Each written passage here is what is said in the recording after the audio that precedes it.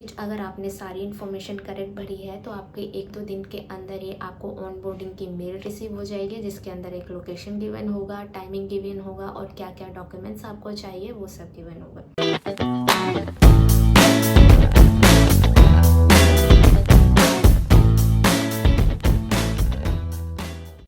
Hello everyone, welcome back to my channel. In this video मैं आपको Accenture के selection से लेकर के ऑनबोर्डिंग तक के प्रोसेस को स्टेप बाय स्टेप बताऊंगी। अगर आपका एसेंचर में सिलेक्शन हो गया है तो आपको हमेशा अपना ईमेल बॉक्स चेक करते रहना पड़ेगा, so that you can get your offer letter information earlier.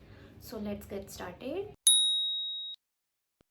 The first step is आपको वेरी फर्स्ट मेल एक रिसीव होगा जिसमें एक लिंक प्रोवाइडेड होगा जो कि वर्क डे की होगी। उसमें आपको अपना नेशनल आईडी, लास्ट 3 मंथ की सैलरी स्लिप अपलोड करनी होती है।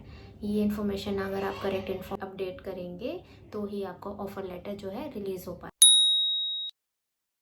नेक्स्ट मेल आपको रिसीव होती है रिगार्डिंग योर एसेंचर पोर्टल। उसमें आपको अपनी करेक्ट इन्फॉर्मेशन फिल करनी होती है। लाइक जब आपने एसेंचर में इंटरव्यू दिया होगा तो एक वो पोर्टल पे फिल अपनी डिटेल्स डाली होंगी, like previous experience, organization name, education and all.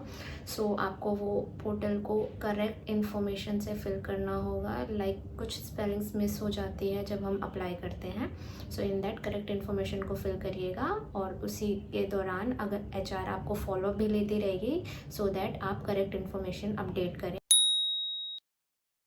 Now step 3 is you will get a mail from BGV team. In this mail BGV team आपसे ग्रेजुएशन का सर्टिफिकेट, लास्ट एम्प्लॉयमेंट डे का proof, UN number, PF passbook की statement in PDF form मांगती है। इसके लिए आपको mail में ही लिंक और पासवर्ड प्रोवाइडेड होता है, जिस पे जाके आप क्लिक करेंगे एक OTP जनरेट होगा, सो दैट ही आप अपनी इन्फॉर्मेशन को वहाँ अपडेट कर पाएंगे। Now step 4, after completing step 3 1-2 दिन के अंदर ही आपको ऑफर लेटर की मेल रिसीव हो जाती है।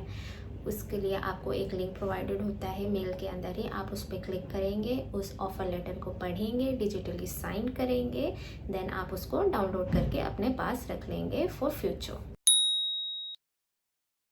Now let's come to the step 5। In this mail आपको एक डॉक्यूमेंट ब्रीफिंग की मेल रिसीव होती है जिसमें एक टाइम स्लॉट गिवन होता है।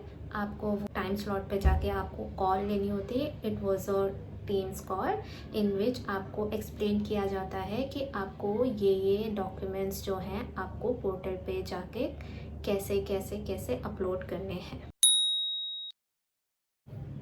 नाउ इन स्टेप 6, जो कि बहुत इंपॉर्टेंट मेल होता है जिसमें आपको 2 इम्पॉर्टेंट लिंक प्रोवाइडेड होते हैं। First is for work day and second one is for action item. In work day आपको उसमें जाके अपनी पर्सनल डिटेल्स फिल करनी होती हैं और अपने पासपोर्ट साइज़ वगैरह फ़ोटोज़ भी अपलोड करनी होती हैं। And the second link is action item link.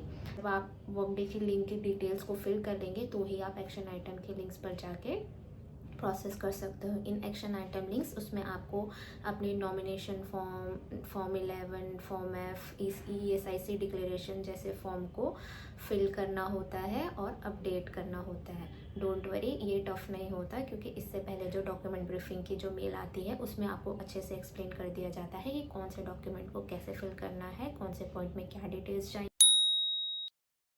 Let's come on to the step 7, जो कि वेरी इंपॉर्टेंट स्टेप है। आपको, जैसे मैंने बिगनिंग ऑफ दिस वीडियो ही बोला था कि आपको अपनी मेल को चेक करते रहना पड़ेगा सो दैट आपसे कोई मेल मिस ना हो जाए। सो ये मेल होती है आपको इन्फॉर्मेशन रीचेक करने के रिगार्डिंग। अगर आपने कोई इन्फॉर्मेशन गलत प्रोवाइड करी होती है तो वो आपको दोबारा एक्शन आइटम की लिंक भेजते हैं सो दैट आप करेक्ट इन्फॉर्मेशन ही उसको फिल करो। अगर आपकी इन्फॉर्मेशन करेक्ट नहीं होगी तो वो आपकी ऑनबोर्डिंग को पोस्टपोन भी कर सकते हैं, पता नहीं कब तक।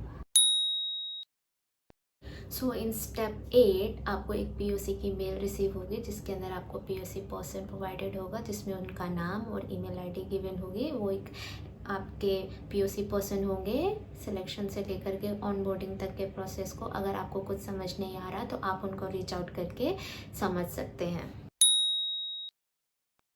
सो let's come into the last step which is a step 9, in which अगर आपने सारी इन्फॉर्मेशन करेक्ट भरी है, सही भरी है, तो 2-3 दिन के अंदर ही आपको ऑनबोर्डिंग की मेल रिसीव हो जाती है जिसके अंदर location, timing and documents given होते हैं। सो ओवरऑल कंक्लूजन इज़ आपको हमेशा ईमेल चेक करते रहना पड़ेगा, करेक्ट एक्शन लेते रहने पड़ेंगे, आपकी ऑनबोर्डिंग बिल्कुल स्मूथ हो जाएगी। ये था ओवरऑल इलेक्शन से लेकर के ऑनबोर्डिंग तक का कंप्लीट प्रोसेस। अगर आपको ये वीडियो ज़रा सी भी हेल्पफुल लगी हो तो please like and share and subscribe. और अगर आपको ये जानना है कि ऑनबोर्डिंग में कौन कौन से डॉक्यूमेंट चाहिए तो कमेंट बिलो आप मुझे बता देना, मैं उस पर भी वीडियो बना दूँगी। So thank you and bye, like share and subscribe.